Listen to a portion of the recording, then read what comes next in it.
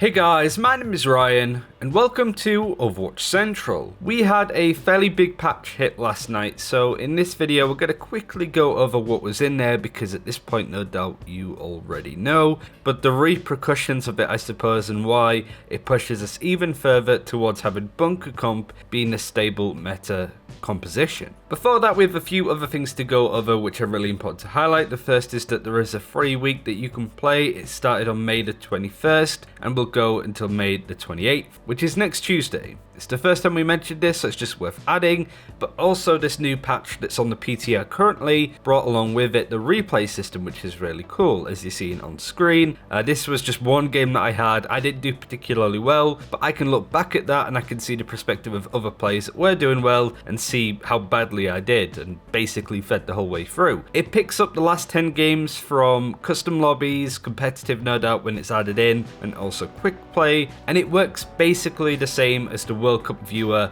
that was there for the World Cup at BlizzCon. Just you can't watch it live, of course. It's a really good system. You can see all of the controls, and it works normally to how you would spectate games anyway, so it's quite easy to keep on top of that. This system will also be working for the Overwatch League for Stage 3 onwards, meaning that we can make even better videos, stuff like the Omen videos that we do, really highlighting key things that the pros could do with the replay system, as well as just make better content as a whole. And of course get better at the game. But now we need to go over the major changes that are coming to competitive other than these systems that we've spoken about. The first thing we need to talk about is Assault, the 2CP game mode. These are the changes as shown on screen. Time awarded for capturing point A on all Assault maps has been reduced from 4 minutes to 3. So if you captured point A with just 1 minute left, you'll be given 5 minutes in total on the clock. Now it would be 4 minutes. And this is all really important. It goes towards, the title of this video. But also, upon losing point A, any defenders that are dead or die shortly thereafter will have a maximum respawn of 3.5 seconds, being reduced from what it usually would be. Again, important, we'll highlight that, but first I want to go over the buffs and nerfs and then talk about their repercussions and also highlight some key developer comments. The first buff comes to Mccray, with his primary fire recovery reduced from 0.5 seconds to 0.4, but as you see on screen, it's pretty spectacular.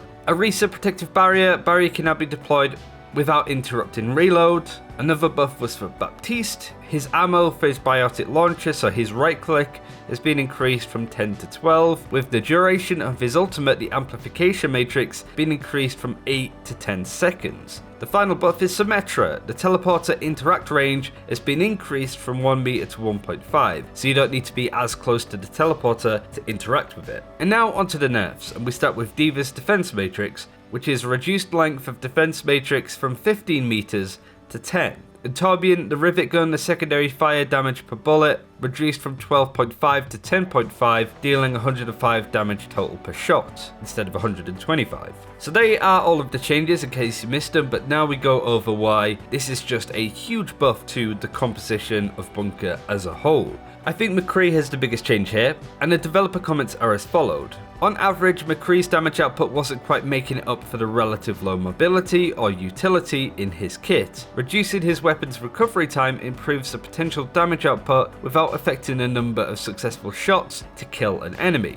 So as you've seen on screen, it definitely seems and feels a lot faster to fire your gun at a ridiculous rate. I think lots of people looked at this change and didn't expect it to be this much of an impact. We can do some pretty cool stuff now. Flashbang double headshot seems to be much more possible than before, and just the rate of fire means that you can put out more damage as a whole. Mccray was a hero that was in the original bunker comp when it was founded, which had the old OP Junkrat in it, and also the old OP Mercy at like January last year. He was very good for CC and now has increased damage to killing targets that might try and dive onto you, but also a shield break when going against stuff like goats. It just means that he is a lot better and can put out a lot more damage, but you have to have the skill necessary to make it happen.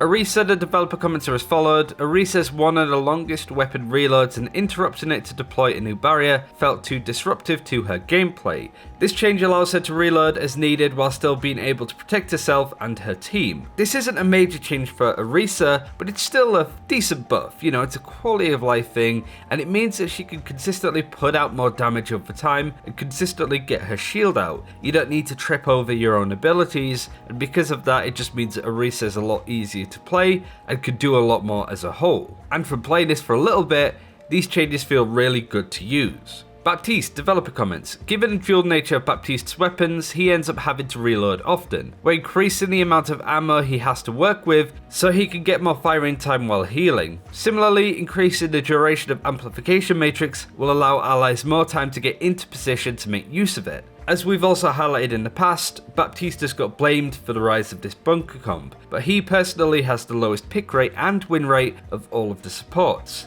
He definitely needed a buff, so these are positive changes, but again it does mean that he and bunker comp are going to be a lot stronger. Of course, all of the heroes that we've highlighted so far, these are direct buffs that are coming to bunker comp, but it's more the indirect ones that I think are going to make it much more of a staple, which we will start going over now. Before that though, Symmetra's worth highlighting. It's a primary quality of life improvement according to Blizzard, and that's basically all it is. She's a hero that does get used alongside Bastion and Orisa in the boss comp as we've highlighted before, but I don't think it's going to be a major change for the hero.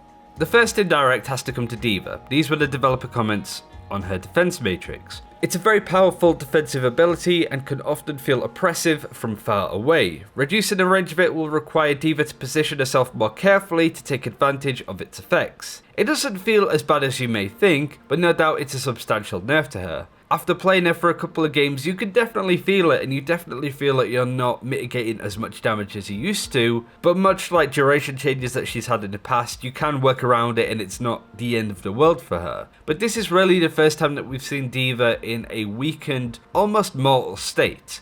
And with other changes to Mccray, Orisa, and popularity rises from the likes of Roadhog, Torbjorn, and even Doomfist, a lot of this damage wasn't blockable in the first place with heroes like Mei and Zarya and Doomfist.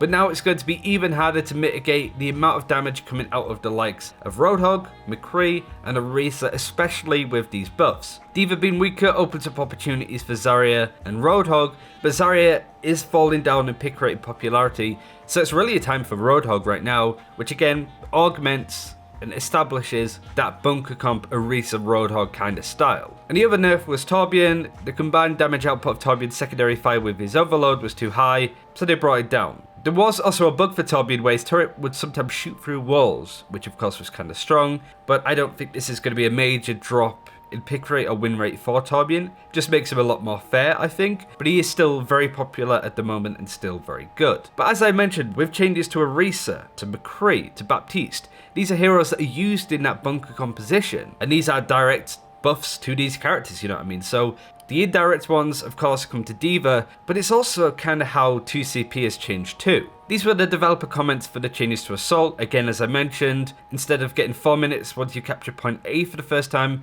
you now get 3. These were the developer comments for that. Assault match lengths are averaging higher than we're happy with, particularly in competitive play where there are multiple rounds. We're also concerned with how often Offense fully captures point A and point B. Reducing the round time from 8 to 7 minutes should address both these concerns, as less overall time rewards better defense. And it says it right there in the last sentence.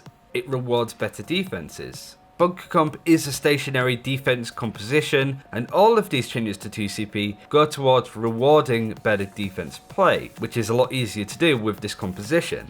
Having less time to attack is just a buff to the defending team no matter what, right? And no composition can defend half as well as bunker, especially if you're playing ranked with players that you don't know. It's really easy to put together with little coordination. And I guess most importantly, an attacking team can't really mirror your composition like they may do with GOATs. I mean, they could do, but it's not going to work half as well as it does on defense. So many of these changes that are defense orientated only serve to make this composition stronger.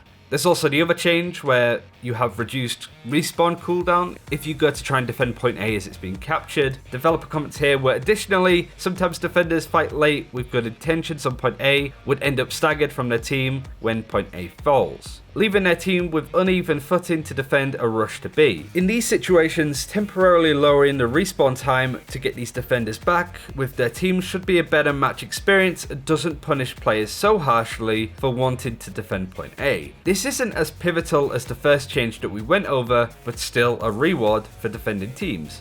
The reason why it isn't as pivotal is you rarely see bunker comps go to contest objectives again once they start losing the point, as they are just so slow to reach it, and they need to set up for the next engagement on point B. All in all, I hope I explained all of these changes to you. Some of them are just direct buffs to bunker comp, I can fully understand that. But I think the nerfs to Diva, meaning more Roadhog, most likely, and also the changes to 2CP, which is the breeding grounds of players picking up bunker comp, just means that it's going to be better for defending teams. But this general trend does mean that I think bunker is going to be back in a serious way, and if these changes go through to Overwatch League for Stage 3, which I'm guessing that they will, this may be the end of GOATs being the established composition, with more of a focus going onto bunker. I know it's divisive on which one is worse out of GOATs and bunker, but do let me know what you guys think. Thanks again for watching, take care, and I'll see you next time.